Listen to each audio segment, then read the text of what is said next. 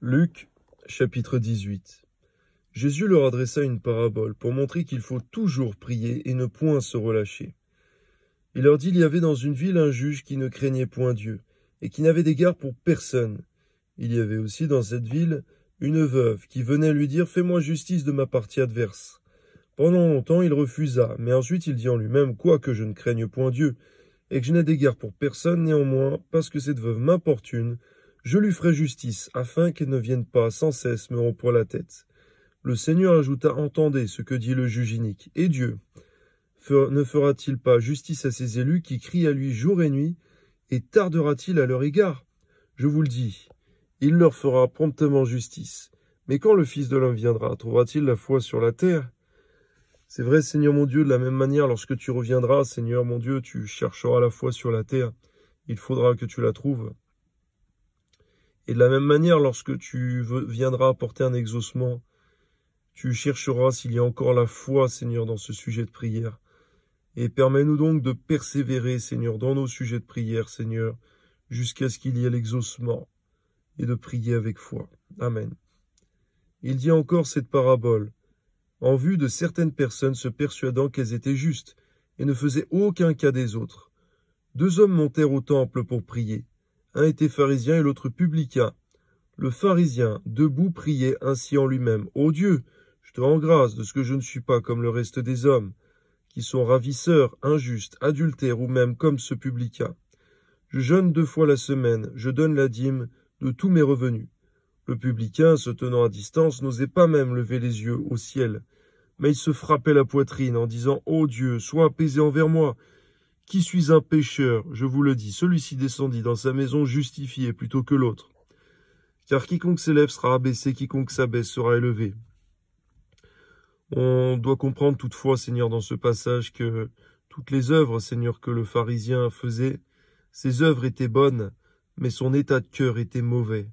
Tandis que, Seigneur, effectivement, le publicain, son état de cœur était très bon dans le sens où il avait une attitude repentante. Garde-nous, Seigneur, de nous dire, il vaut mieux être comme le publicain, en continuant de marcher dans le péché, afin de continuellement se frapper la poitrine dans la prière. Donne-nous plutôt de comprendre, Seigneur mon Dieu, qu'on ne pêche pas impunément lorsque c'est volontaire. Particulièrement. Donne-nous d'avoir une attitude juste, droite, Seigneur mon Dieu. Des œuvres semblables et même encore meilleures que celles de ce pharisien, mais d'avoir l'état de cœur continuel de ce publicain qui savait se repentir et comprendre, Seigneur, que devant toi, il ne faut pas très longtemps pour pécher, sans même s'en rendre compte. Amen. Donne-nous d'avoir toujours une attitude très repentante, car en réalité, c'est vrai, Seigneur mon Dieu, devant toi, lorsque il est écrit dans Job, il ne faut pas très longtemps pour entrer en jugement devant toi, ne serait-ce que la moindre mauvaise pensée nous amène, Seigneur mon Dieu, en réalité à devoir nous repentir sincèrement tous les jours de nos vies.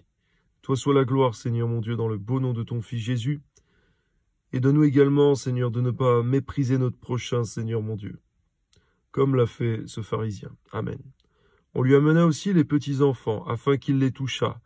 Mais les disciples, voyant cela, reprenaient ceux qui les amenaient. Et Jésus les appela et dit, « Laissez venir à moi les petits-enfants, et ne les en empêchez pas, car le royaume de Dieu est pour ceux qui leur ressemblent.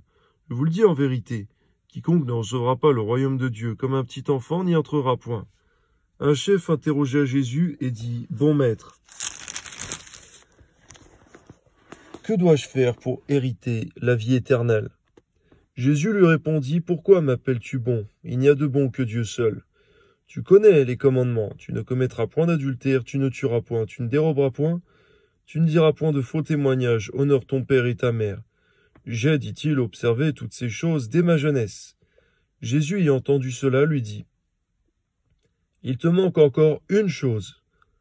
Vends tout ce que tu as, distribue-le aux pauvres, et tu auras un trésor dans les cieux. Puis viens et suis-moi. » On voit que la condition pour te servir, pour te suivre, Seigneur, n'est pas obligatoirement de passer par là. Mais pour cet homme, cela était obligatoire, car il avait une idole cachée dans son cœur. Garde-nous, Seigneur mon Dieu, de cela. Garde-nous d'avoir quelque chose qui passe avant ton service, avant ton royaume. Donne-nous toutefois de marcher dans l'équilibre, Seigneur, en prenant soin de nos familles respectives. Amen.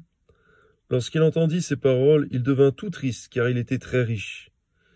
Jésus, voyant qu'il était devenu tout triste, dit qu'il est difficile à ceux qui ont des richesses d'entrer dans le royaume de Dieu. Car il est plus facile à un chameau de passer par le trou d'une aiguille qu'à un riche d'entrer dans le royaume de Dieu. Ceux qui l'écoutaient dirent, « Et qui peut être sauvé ?» Jésus répondit, « Ce qui est impossible aux hommes est possible à Dieu. » C'est vrai, tu as enseigné aussi, Seigneur, qu'il ne s'agit pas de s'amasser des biens sur terre, mais qu'il est plus avantageux de donner ses biens superficiels en aumône pour avoir une bourse qui ne s'use point, un trésor inestimable dans les cieux. Amen. Garde-nous donc, Seigneur mon Dieu, d'amasser à l'excès sur terre, Seigneur, car cela n'est pas utile. Cela ne sert à rien. Amen. Pierre dit alors, « Voici, nous avons tout quitté et nous t'avons suivi. » Et Jésus leur dit, « Je vous le dis en vérité, il n'est personne qui, ayant quitté à cause du royaume de Dieu, sa maison, ou ses parents, ou ses frères, ou sa femme, ou ses enfants, ne reçoit beaucoup plus dans ce siècle-ci, et dans le siècle à venir la vie éternelle. » Jésus prit les 12 auprès de lui et leur dit, « Voici, nous montons à Jérusalem, et tout ce qui a été écrit par les prophètes au sujet du Fils de l'homme s'accomplira. Car il sera livré aux païens, on se moquera de lui, on l'outragera, on crachera sur lui, et après l'avoir battu de verge, on le fera mourir. Et le troisième jour, il ressuscitera. » Mais ils ne comprirent rien à cela. C'était pour eux un langage caché, des paroles dont ils ne saisissaient pas le sens. Comme Jésus approchait de Jéricho, un aveugle était assis au bord du chemin et mendiait. Entendant la foule passer, il demanda ce que c'était. On lui dit, « C'est Jésus de Nazareth qui passe. » Et il cria, « Jésus, fils de David, aie pitié de moi. » Ceux qui marchaient devant le reprenaient pour le faire taire, mais il criait beaucoup plus fort, « Fils de David, aie pitié de moi. » Jésus, s'étant arrêté, ordonna qu'on le lui amenât. Quand il se fut approché, il lui demanda, « Que veux-tu que je te fasse ?» Il répondit, « Seigneur, que je recouvre la vue. » Et Jésus lui dit, « Recouvre la vue, ta foi t'a sauvé. » À l'instant, il recouvra la vue et suivit Jésus en glorifiant Dieu. Tout le peuple, voyant cela, loua Dieu. Merci Seigneur pour les miracles que tu as faits, mais que tu fais encore aujourd'hui par ton esprit, par tes enfants, ton Église sur terre, par tes disciples, parce que lorsque quelqu'un vit un miracle, c'est une occasion que tout le monde te loue d'une façon particulière. À toi soit toute la gloire, Seigneur, au nom de Jésus. Lorsque les hommes se tournent vers Dieu et non vers les occultistes, pour chercher un miracle, une guérison. Merci parce que cet aveugle, Seigneur, ce mendiant, lorsque Jésus-Christ passait, il a crié, il savait que il y avait un miracle, il y avait quelque chose qui allait se produire auprès de Jésus. Amen.